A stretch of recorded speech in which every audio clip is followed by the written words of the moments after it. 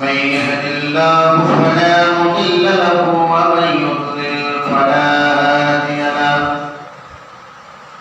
ونشهد أن لا إله إلا الله وحده لا شريك له ونشهد أن سيدنا وحبيبنا ومولانا محمدا عبده ورسوله الذي أرسله بالحق بشيرا ونذيرا وداعيا إلى الله بإذنه وسراجا وقمرا منيرا فقد قال الله تعالى في كلامه المجيد وفرقانه الحميد أعوذ بالله من الشيطان الرجيم بسم الله الرحمن الرحيم والذي أرسل رسوله بالهدى ودين الحق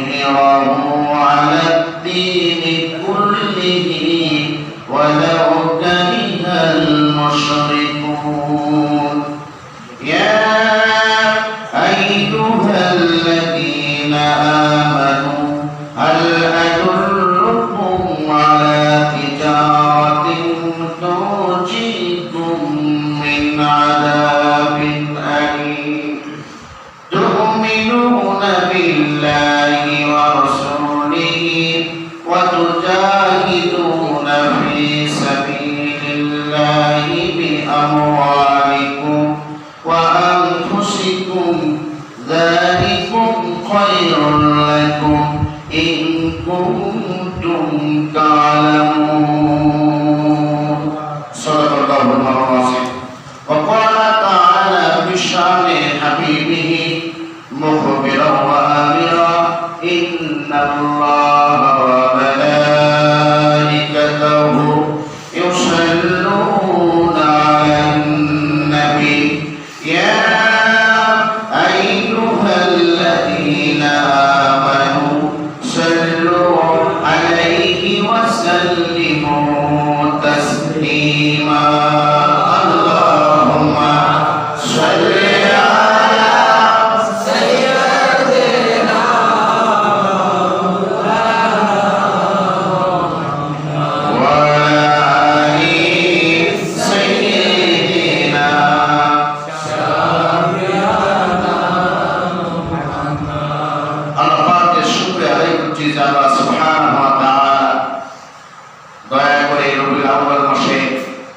দ্বিতীয় জুমায় সমবেত হওয়ার তৌফিক দান করেছেন সেই মহান মালিক মেহেরবানের দরবারে শুকরিয়া আদায় করছি আলহামদুলিল্লাহ দরুদ তাসলিম প্রেরণ করছি সরকারি দো আলমের প্রতি সকলে বলছি সাল্লাল্লাহু আলাইহি ওয়াসাল্লাম সম্মানিত হাজিরিন সবাই আমরা অবগত এই রবিউল আউয়াল মাস নবীর জন্মের মাস গত জুমাতে আমরা নবী করিম সাল্লাল্লাহু আলাইহি ওয়াসাল্লামের জন্ম উপরে যথেষ্ট আলোচনা করেছি আজকের জমায় যে আলোচনা করতে চায় সেটি হচ্ছে নবী করিম সাল্লাল্লাহু আলাইহি ওয়াসাল্লাম কেন এই পৃথিবীতে এসেছিলেন আল্লাহ পাক তাকে কি জন্য পাঠিয়েছিলেন তার মিশন কি ছিল প্রত্যেকটি দল এবং মতের একটি লক্ষ্য থাকে মিশন থাকে ভীষণ থাকে নবী করিম সাল্লাল্লাহু আলাইহি ওয়াসাল্লামকে আল্লাহ তাআলা কেন পাঠালেন উদ্দেশ্য কি ছিল এ ব্যাপারে আজকের আলোচনা হবে আল্লাহ যদি আমাদের তৌফিক দেন ওমা তৌফিকি ইল্লা বিল্লাহ সম্মানিত হাজিরিন আমি সূরাতুস সাফ এই আয়াত তেলাওয়াত করেছি আপনাদের সামনে 9 নম্বর আয়াত আল্লাহ তাআলা 9 এবং 10 এবং 11 নম্বর আয়াত আপনাদের সামনে তেলাওয়াত করা হয়েছে এই আয়াতগুলো আল্লাহ তাআলা তার রাসূলকে প্রেরণের যে উদ্দেশ্য এই পৃথিবীতে পাঠিয়েছেন তার উদ্দেশ্য কি এই উদ্দেশ্যগুলো এখানে বর্ণনা করেছেন আল্লাহ হাবিব এই দুনিয়াতে আল্লাহ এমনিতে পাঠিয়েছেন বলেন এমনি পাঠিয়েছেন উদ্দেশ্য নিয়ে আল্লাহ রাব্বুল আলামিন তাকে পাঠিয়েছিলেন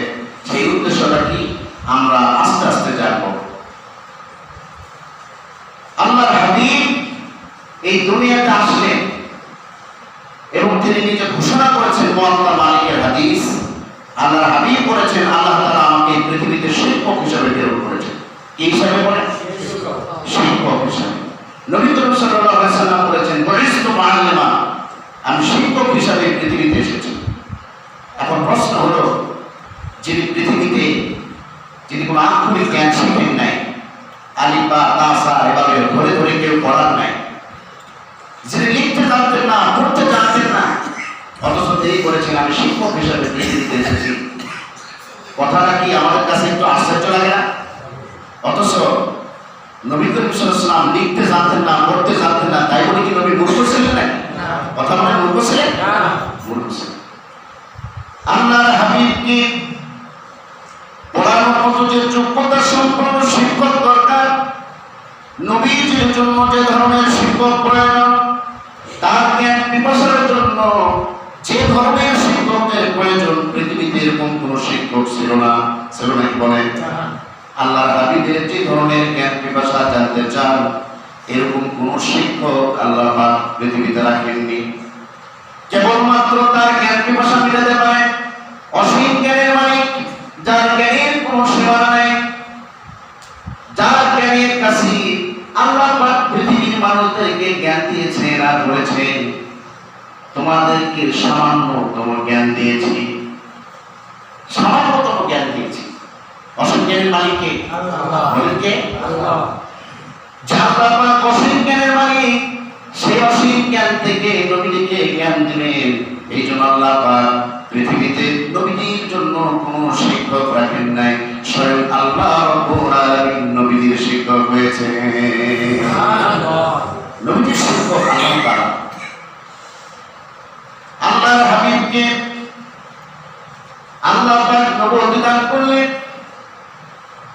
এই পৃথিবীতে পাঠালেন। তার একটা উদ্দেশ্য ছিল, আল্লাহ যত বড় উদ্দেশ্য নাও তত বড়, সার বড় মর্যাদা যত বড় তার চিন্তাধারাটাও তত বড়। আপনি গ্রামগঞ্জে থেকে যে চিন্তাধারা করবেন, শহরের লোকের চিন্তার সঙ্গে আপনার চিন্তা মিলবে না। মিলবে কি? আপনি কৃষক হয়ে যে চিন্তা করবেন, একজন শিক্ষকের সাথে আপনার চিন্তাধারা মিলবে না। সুতরাং যে যত বড় তার চিন্তাধারা, আল্লাহ যত বড় তার চিন্তাধারা। আল্লাহ পাক কি চিন্তা নিয়ে রাসূলকে পাঠালেন, কি উদ্দেশ্য নিয়ে পাঠালেন, এইটা আমরা জানবো। এইটা জানার আগে রাসূলের আগে জীবনে আমাদেরকে জানতে হবে, রাসূলের অনুসরণ করতে হবে, আগে রাসূল সম্পর্কে জানতে হবে, তারপর রাসূলের আদর্শ মানতে হবে। আগে জানতে হবে, তারপরে মানতে হবে। না না স্যার, আপনি মানবেন। আজকে বাংলাদেশের অবস্থা তো এরকমই, যে যা বলে ওইটার দিকে দৌড় মারি আমরা। একটু জানার চেষ্টা। একজনে বলল পীরের হাতে বায়াত দিলেই জান্নাত, পীর একেবারে আপনাকে জান্নাত পার করে জাহান্নামে নিয়ে যাবে, বলে কিনা? কিন্তু আগে পরে চিন্তা করলাম না, উনি যে আমাকে এই কথা বললে, এই কথার কতটুকু যুক্তি আছে এটা চিন্তা করলাম না, জানতে চেষ্টা করলাম না। আল্লাহ পাক নবীজিকে জানিয়েছেন, এরপরে বলতে বলেছেন। আল্লাহ পাক নবীজিকে জানতে কিভাবে বললেন? সর্বপ্রথম বললেন, বলো ইকরা বিসমি রাব্বিকাল্লাযী খালাক, খালাকাল ইনসানা মিন আলাক, ইকরা রাব্বুকাল আকরাম আল্লাযী আল্লামা বিল কলম আল্লামাল ইনসানা মা লাম ইয়ালাম। আগে রাসূলকে শিক্ষা দেন, জানালেন। রাসূলুল্লাহ বলেছেন তালাবুল ইলমি ফারিদাতুন আলা কুল্লি মুসলিম, প্রত্যেক নরনারীর উপরে দিনে দিন শিক্ষা করা ফরজ। কি বলে? ফরজ। আগে জানার কথা বলা হয়েছে, তারপরে মানা। যদি আপনি না জানেন তাহলে তো আপনি মানতে পারবেন না। আমি ইবাদত যখন করবেন, আপনি সেই ইবাদত সম্পর্কে আপনার ভিতরে জানা থাকতে হবে, ধারণা থাকতে হবে, এরপরে আপনি ইবাদত করতে পারবেন। ইবাদতের ভিতরে সর্বশ্রেষ্ঠ ইবাদত হলো নামাজ। কি বলে? কি? নামাজ। এখন এই নামাজের রুকু কয়টা, সিজদা কয়টা, এটা যদি আপনি না জানেন, সিজদা কিভাবে দিতে হবে, কারে দিতে হবে, মাথাটা কার কাছে নত করতে হয়, এটা যদি আপনি না জানেন, সিজদা হচ্ছে সবচেয়ে বড় ইবাদত। মূল জীবনে যত ইবাদত আছে তার ভিতরে সর্বশ্রেষ্ঠ ইবাদত হচ্ছে আল্লাহর সিজদা দেওয়া। কার সিজদা দেওয়া? হাদিস শরীফের ভিতরে এসেছে মান সাজাদা লিল্লাহ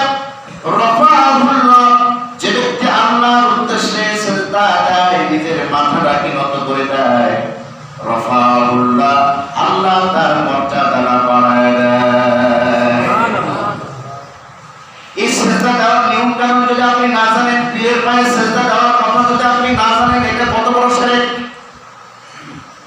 এই যে মৌলবীতে যান, মহস্থান করে যান, নাম ধরে ধরে আমি বলছি,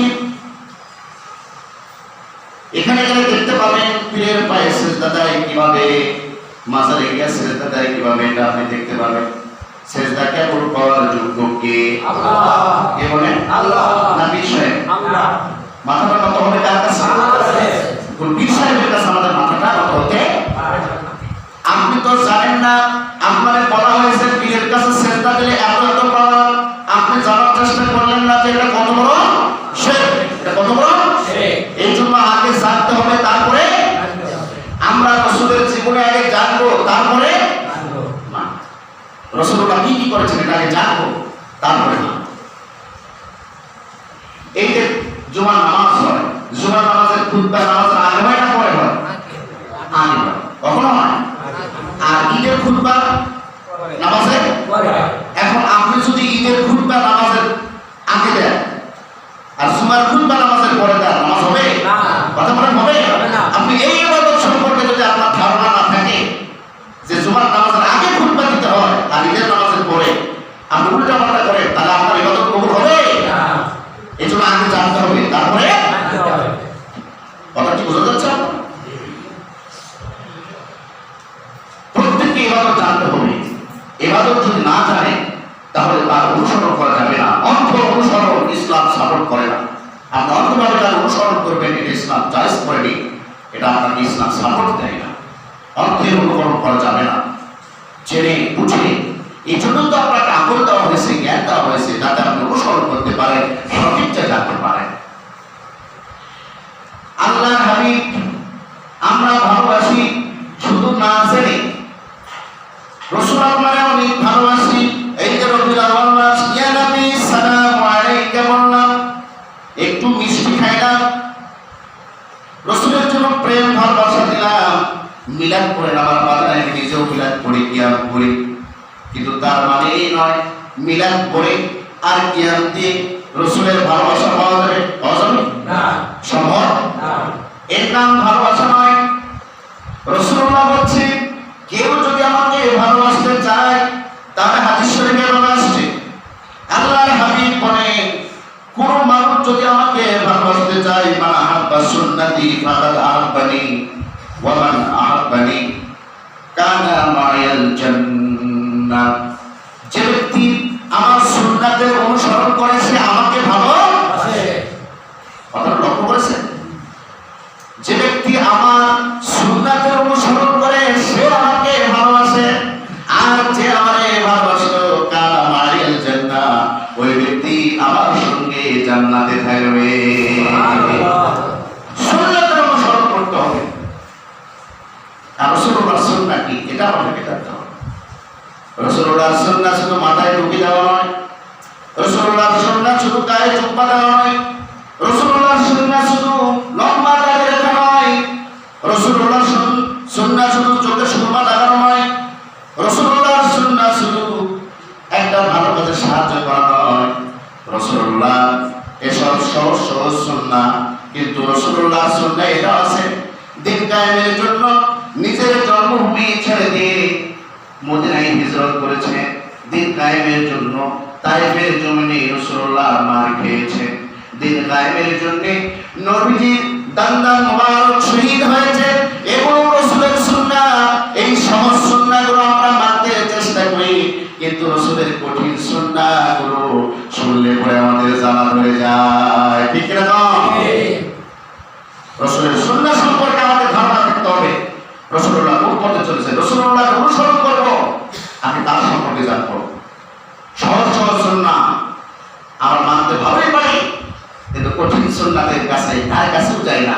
রাসূলুল্লাহকে কেন পাঠানো হয়েছে এই আলোচনা করবো, তার আগে এই বিষয়গুলো আমাদেরকে জানতে হবে। রাসূলুল্লাহকে কি উদ্দেশ্যে আল্লাহ তাআলা প্রেরণ করেছেন।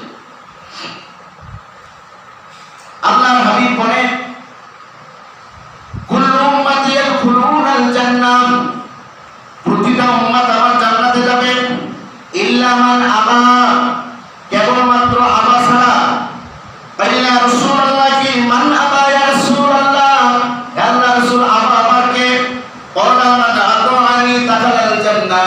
যে ব্যক্তি আমার অনুসরণ করবে সে জান্নাতে যাবে, ওয়া সানি ফাকাদ আবা, আর যে ব্যক্তি আমার অনুসরণ করবে না সে জাহান্নামে যাবে। আমার অনুসরণ জান্নাতে নিয়ে যাবে, আমার অবাধ্যতা তাকে জাহান্নামে নিয়ে যাবে। রাসূলুল্লাহর অনুসরণ পদে পদে আছে, রাসূলুল্লাহর অনুসরণ করতে হবে। আমার দেশে অনেক আশিকে রাসূল আছে, আশিকে রাসূলের অভাব আছে নাকি? নামে শুনতে না আশিকে রাসূল, আশিকে রাসূলের দরবার আল্লাহর রাসূল, আশিকে রাসূল তারাই তো যারা নবীর জন্য জীবন দিতে পারে, তারা আশিকে রাসূল, ঠিক না? হযরত তালহার ঘটনা বলতে উহুদের যুদ্ধে তার ঘটনা বলতে দেখেন, বুখারী শরীফের হাদিস, লম্বা একটা হাদিস। হযরত তালহা উহুদের ময়দানে রাসূলুল্লাহ যখন কাফিররা পিছন দিক থেকে রাসূলদেরকে আক্রমণ করলো, সব সাহাবী দৌড়ে পাহাড়ের উপরে উঠতে লাগলো। কেবলমাত্র তালহা রাদিয়াল্লাহু তাআলা রাসূলের কাছে ছিলেন। হযরত তালহা বলে, ইয়া রাসূলুল্লাহ, সকলে ছেড়ে দৌড় দিয়েছে, আমি তালহা আপনাকে ছেড়ে যাব না, আপনাকে রক্ষা করবো আমার জীবন দিয়ে হলেও। চতুর্দিক থেকে কাফির বেঈমানেরা রাসূলকে একাবে তীর ছুড়তে লাগলো।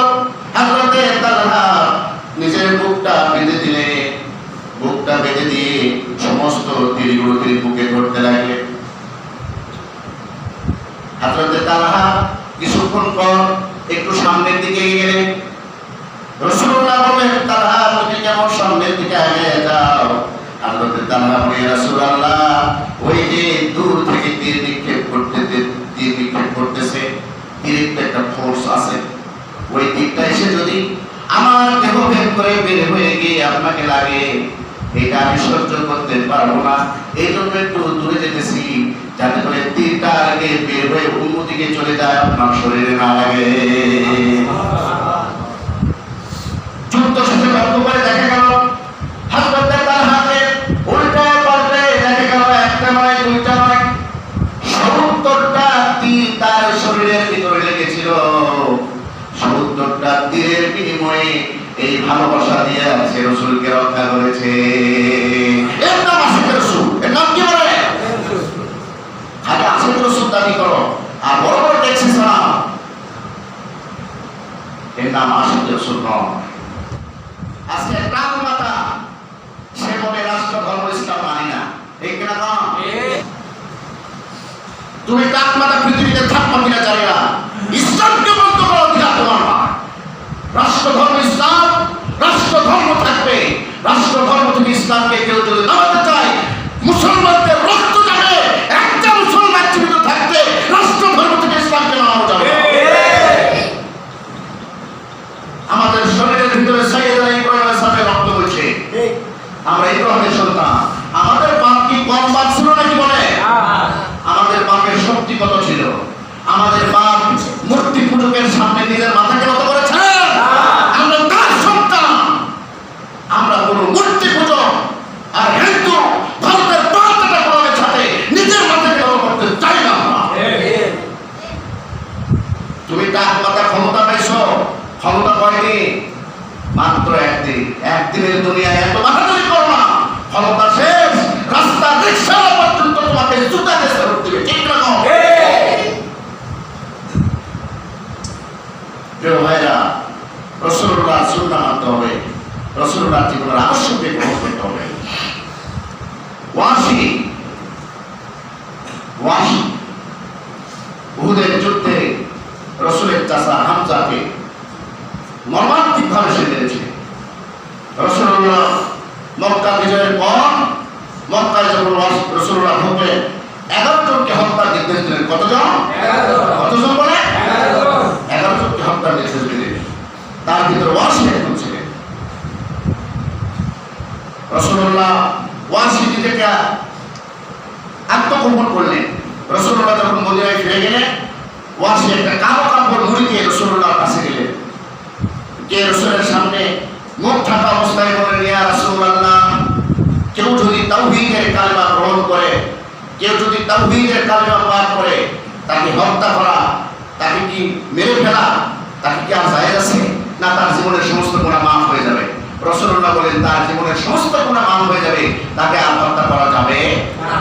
হযরত ওয়াসি বললেন, ইয়া রাসূলুল্লাহ, তাড়াতাড়ি আমাকে কালেমা পড়ে মুসলমান বানায় দেন, আমাকে পড়ে দেন আশহাদু আল্লা ইলাহা ইল্লাল্লাহু ওয়া আশহাদু আন্না মুহাম্মাদান আবদুহু ওয়া রাসূলুহু। কালেমা পড়লেন, ওয়াসি তার চেহারাটা এবার বের করলেন রাসূলের সামনে। রাসূলুল্লাহ দেখেন ওয়াসি। হযরত ওয়াসি বললেন, ইয়া রাসূলুল্লাহ, আপনি তো বলেছেন তাওহীদের কালেমা কেউ যদি গ্রহণ করে তার জীবনের সব গুনাহ মাফ হয়ে যায়, তাকে আর হত্যা করা যাবে না। রাসূলুল্লাহ বললেন, ওয়াসি রে, আমি তো তোমাকে হত্যা করতে পারবো না, তোমার গুনাহগুলো মাফ হয়ে গিয়েছে। তবে ওয়াসি শোনো, তুমি আমার সামনে আসবা না, তোমারে দেখলে পরে আমার চাচার হত্যার কথা মনে পড়ে যায়। ওয়াসি সেদিন থেকে রাসূলুল্লাহর কাছে যেতেন না, দূর থেকে রাসূলুল্লাহকে দেখতেন, আল্লাহর কাছে দোয়া করতেন, রব্বুল আলামিন, রাসূলের চেহারা যদি না দেখি আমার তো ঘুম ধরবে না, আমি ঘুম আসতে পারবো না, একটা দিনের জন্য শান্তি পাবো না। আল্লাহ দূর থেকে রাসূলকে দেখে যাব।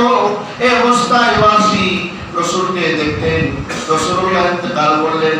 ওয়াসি রাসূলুল্লাহর সামনে যাইলে তার জীবদ্দশায় মৃত্যুর পরে হযরত আবু বকরের খেলাফতকালে মুসাইলামা নামে ভণ্ড নবী যখন আবির্ভাব হলো, নিজেকে নবী বলে দাবি করলো মুসাইলামাতুল কাজ্জাব, সেই সময় ওয়াসি শপথ নিলেন, রব্বুল আলামিন, এই যে ইসলামের বিরুদ্ধে, নবীর বিরুদ্ধে নবী যে দাবি করেছে, আল্লাহ ইসলামের একজন বলিষ্ঠ সন্তানকে হত্যা করেছি, তরবারিটা রেখে দিয়েছি, বল্লমটা হারাই নেয়, যে বল্লম দিয়ে ইসলামের একজন শ্রেষ্ঠ সন্তানকে হত্যা করেছি, আল্লাহ দয়া করে এই বল্লম দিয়ে ইসলামের নিকৃষ্ট জানোয়ারকে হত্যা করার তৌফিক দাও।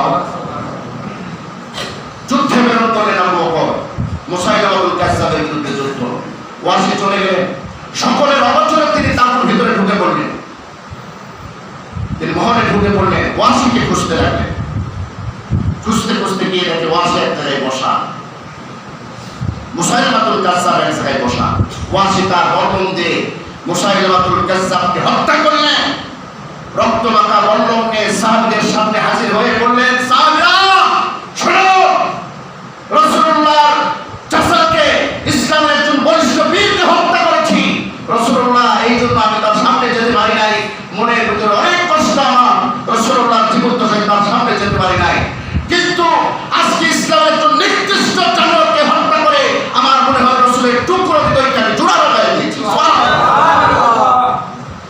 দয়া করে রাসূলের রওজার কাছে আমার যেতে দাও।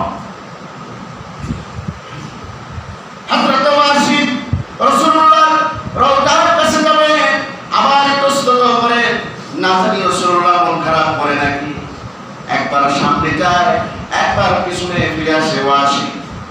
এভাবে করতে করতে রওজা থেকে একটু দূরে চোখের পানি ফালাইতে ফালাইতে ঘুমায় পড়ে। আল্লাহর হাবিব ওয়াসিকে স্বপ্নে দেখা দিলেন, ওয়াসি রে, তুই আমার চাচাকে হত্যা করে যে কষ্ট দিয়েছিলি, আমার মনটা টুকরো টুকরো করে দিয়েছিলি, আজকে ইসরায়েলের একজন নিকৃষ্ট জানোয়ারকে হত্যার মধ্য দিয়ে তুই আমার সেই খণ্ড করা, আমার ভেঙে যাওয়া হৃদয়কে আবার জোড়া লাগাই দিয়েছিস। আমার রওজার সামনে এসে আমাকে সালাম দে। এর নাম ভালোবাসা, এর নাম আশিক রাসূল। এর নাম কি বলে? আশিক রাসূল দাবি করলেই হওয়া যায় না, আমি আশিক রাসূল। এই পৃথিবীতে আল্লাহর পরে সবচেয়ে ভালোবাসা সন্তানকে কে? তার মা। কে বলে? সন্তান মারা গেলে পিতা তার লাশ কবরে নামাতে পারবে, পিতা তার সন্তানকে গোসল দেওয়াতে পারবে, কারণ পিতা গোসল দিতে, লাশ নামাতে, সেখান থেকে ফিরে আসার মতো শক্তি আল্লাহ তাআলা পিতার অন্তরে দিয়েছে। কিন্তু মাকে যদি এই অনুমতি দেওয়া হতো যে সন্তানকে কবরে নামায় তুমি উঠে আসবা, কোনো মা কি পারত? এই অনুমতি দেওয়া হয় না। মায়ের হৃদয়ের ভিতরে দয়া বেশি। মা কি তার ভালোবাসার সন্তানকে কোনোদিন খোঁটা দিয়ে বলে নাকি যে আমি তোমাকে এত ভালোবাসি আমার সন্তান? বলে? মায়ের ভালোবাসা যে সন্তানের উপরে আছে, তার দরদ, তার আচার ব্যবহার দেখলেই বোঝা যায় মা তার সন্তানকে ভালো। রাসূলুল্লাহকে তুমি ভালোবাসো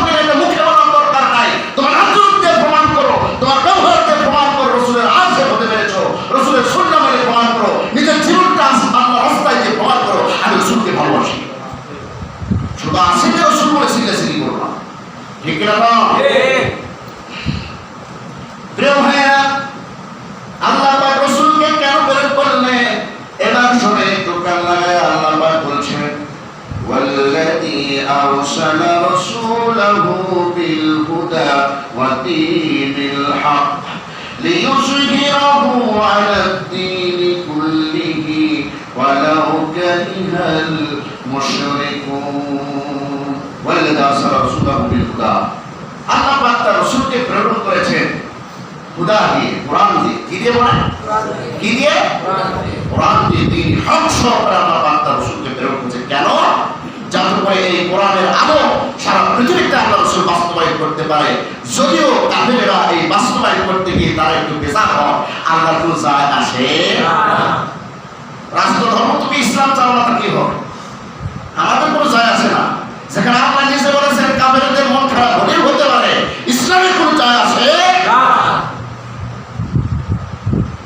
আল্লাহ রাসূল কোরআনকে বাস্তবায়নের জন্য পৃথিবীতে এসেছিলেন। এই পৃথিবীতে 13 বছর মক্কায় দাওয়াত দিলেন। কত বছর? 13 বছর।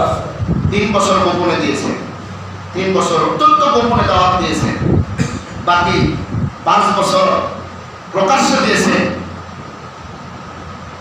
তারপরে আর প্রকাশ্য হলো, রাসূলের অত্যাচার হলো।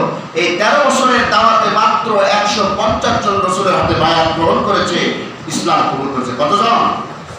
150 জন। কতজন বলে? এই 13 বছরের দাওয়াতে কি জানা বন্ধ হয়েছে? আপনারা কথা বলেন, কোন জানা বন্ধ হয়েছে? সুদ বন্ধ হয়েছে? জানা বন্ধ হয়নি, সুদ বন্ধ হয়নি, মারামারি কি বন্ধ হয়েছে? এগুলো বন্ধ হয় নাই। বন্ধ হলো কখন? মদিনায় রাসূলুল্লাহ যখন গেলেন তখন জিহাদ করতে হয়েছে, সংগ্রাম করতে হয়েছে। নবী করিম সাল্লাল্লাহু আলাইহি ওয়াসাল্লাম মক্কার জীবনে 86টি যুদ্ধ করেছেন। 27টি যুদ্ধে রাসূলুল্লাহ নিজে নেতৃত্ব দিয়ে সেনাপতির দায়িত্ব পালন করে রাসূলুল্লাহ যুদ্ধ করেছেন। আর জিহাদের নাম শুনলে তোমাদের সুরক সুরক ওঠে। তো জিহাদ জিহাদ মানে না, ওটা জিহাদ বলতে কিছু নাই। জিহাদের সংক্রান্ত কোরআনুল কারীমে একটা নয়, দুটা নয়, 500 আয়াত আল্লাহ পাক নাযিল করেছেন জিহাদের ব্যাপারে। আল্লাহর দ্বীন কায়েমের জন্য মুসলিমদের বিরুদ্ধে, মুশরিকদের বিরুদ্ধে সংগ্রাম করে রাষ্ট্রীয় পর্যায় পর্যন্ত ইসলামকে পৌঁছাতে হবে। যারা এই জিহাদকে অস্বীকার করে, কোরআনের কত আয়াত অস্বীকার করে? 500 আয়াত। বলেন কত আয়াত? কেউ যদি কোরআনের একটা আয়াত অস্বীকার করে, সে মুসলমান থাকে না, কাফের হয়ে যায়। তুমি কোরআনের 500 আয়াত অস্বীকার করো। রাসূলুল্লাহকে পৃথিবীতে দ্বীন হক দিয়ে প্রেরণ করা হয়েছে, রাষ্ট্রভাবে কোরআনকে কায়েমের জন্য রাসূলুল্লাহকে প্রেরণ করা হয়েছে। রাসূলুল্লাহ আল্লাহর কাছে ক্ষমতা চেয়ে নিয়েছেন, আল্লাহর কাছে ক্ষমতা আল্লাহ রাসূল চেয়ে নিয়েছেন, আল্লাহ আমাকে রাষ্ট্র ক্ষমতা দাও। আল্লাহর হাবিব বলেন রব্বি আদখিলনি মুদখিলান সিদকিন ওয়া আখরিজনি মুখরাজান সিদকিন ওয়াজআলনি মিন লাদুনকা সুলতানান নাসীরা। আয় আল্লাহ তাআলা, দয়া করে আমাকে রাষ্ট্রীয় ক্ষমতা দাও, যাতে করে এই সমাজ থেকে সমস্ত অনাচারকে দূর করতে পারি। রাষ্ট্র ক্ষমতা কে চেয়ে নিয়েছেন? রাসূলুল্লাহ। কে চেয়ে নিয়েছেন? আর সেই রাষ্ট্র ক্ষমতার জন্য যদি কেউ লড়াই করে, সংগ্রাম করে, ওই মৌলবাদ, জঙ্গিবাদ, জিহাদবাদ, ঠিক না? জিহাদি বই পাওয়া গেছে। আর এবার তুমি জিহাদের বই দেখতে পাও না? জিহাদের কথা তো আল্লাহ শিখিয়ে দিয়েছেন, ঠিক না? ওয়াজাহিদু ফি সাবিলিল্লাহ, তুমি আল্লাহর রাস্তায় সংগ্রাম করো। একটা হুজুরকে ধরছে, ওই জিহাদি বই পাওয়া গেছে, তুমি জিহাদ অস্বীকার করবে? জিহাদ অস্বীকার করার কথা তোমাকে কে দিয়েছে?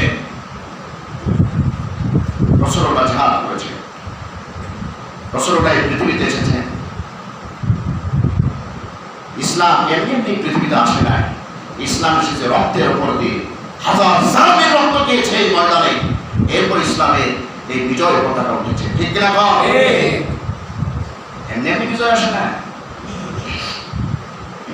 আল্লাহ রাসূল এই পৃথিবীতে এসেছিলেন যে উদ্দেশ্য নিয়ে, কোরআনুল কারীমকে রাষ্ট্র পর্যায়ে পৌঁছে দেওয়া এবং কোরআনের বিধানকে চালু করাই ছিল রাসূলের মূল উদ্দেশ্য। রাসূলের মূল মিশন ছিল কোরআনী রাষ্ট্রকে কায়েম করা, কোরআনী রাষ্ট্রকে কায়েম করা। এটি ছিল রাসূলুল্লাহর মূল মিশন। কথা কি বোঝা গেছে? কোরআনের হক, কোরআনের আইন রাষ্ট্র থেকে চালু হবে। কোথা থেকে বলে? রাষ্ট্র থেকে। ঘরে ঘরে তো অর্থের আপনার রাষ্ট্র থেকে যদি একটা বিধান চালু হয়ে যায় মানতে বাধ্য।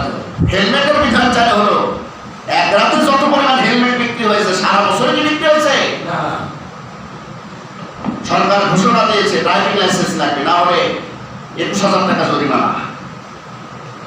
ড্রাইভিং এ ওখানে গিয়ে দেখবেন যে ভিড়ের কত অন্ত, এত ভিড় লাইন ধরছে ড্রাইভিং লাইসেন্স পাওয়ার জন্য। ঘোষণা আছে কোথা থেকে? রাষ্ট্র থেকে। কোথা থেকে বলে? কোথা থেকে? আজকে যদি রাষ্ট্রীয় পর্যায়ে থেকে নামাজের বিধান ঘোষণা হতো, কোন মসজিদ কি শূন্য থাকতো? কোন মাদ্রাসা, কোন স্কুল, সব জায়গায় নামাজের বিধান চালু হয়েছে। আর রাসূলুল্লাহ এটাই করেছেন।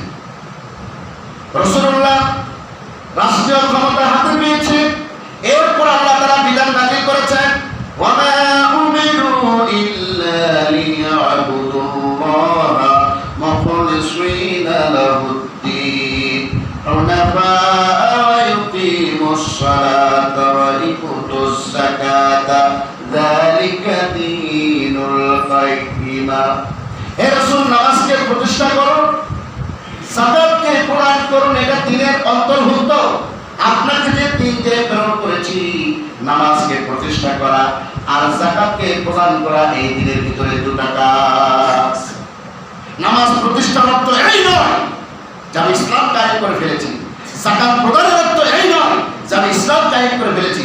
ইসলাম কায়েমের মাত্র দুটি পর্যায়ে আপনি কেবল পার হয়েছে। কথা কি বোঝা গেছে?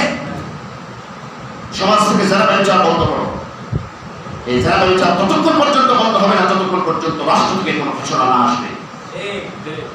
আজকে রাষ্ট্র থেকে একটা ব্যক্তিকে ফাঁসিতে ঝুলানো হোক, প্রকাশ্য দিবালোকে ঝুলানো হোক, পরের দিন থেকে সমাজে বড় নারীর প্রতি নজর দেওয়া থেকে পুরুষেরা ফিরিয়ে যাবে, নজর দিতে সাহস করবে না। এই বিধান নাই। চুরির বিধান চালু হয়ে যায়।